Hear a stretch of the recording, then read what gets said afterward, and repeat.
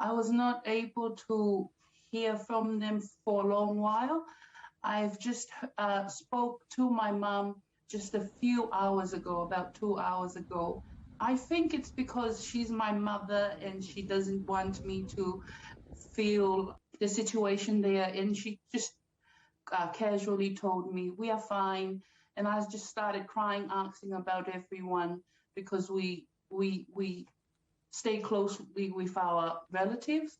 So I just quickly asked, how's everyone? And she just said, we are fine. And then I asked to talk to one of my cousins who's also in the house at the moment. And when I was talking with her, she just straight cried and couldn't quite talk clearly. And then I could picture what was happening back at home.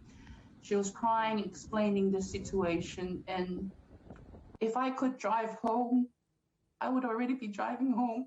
It's very difficult. I know that. It must be so hard for you at that distance. Did you get a sense of what your family experienced? Did they see the tsunami?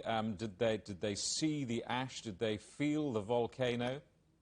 I was on the phone when the eruption was happening, and my mom, who is 53 years old, and my cousin, who is 28 years old, I was talking to them, and you could hear like thunder from the background, and you could hear them saying, oh my gosh, and I'm like, what's happening? And they said, the volcanic eruption. And you could hear boom, boom. I don't know, to describe, it looks like it was a war going on at the background. My mom was explaining that the house was shaking with area explosion. I just cried. I didn't know what to say. I was just crying the whole time. We were crying the whole time. Nive, just give us an idea of their current situation. We obviously know communications are so difficult. Did you get a sense of how they are in terms of food and drink and electricity and power and the rest of it? My cousin, she told me in my language, my mother tongue language, Nive oku mau whakaofa. Nive, we're in desperate need. Food, especially water, because everything has been damaged. I've also heard that 2 smaller islands was completely damaged.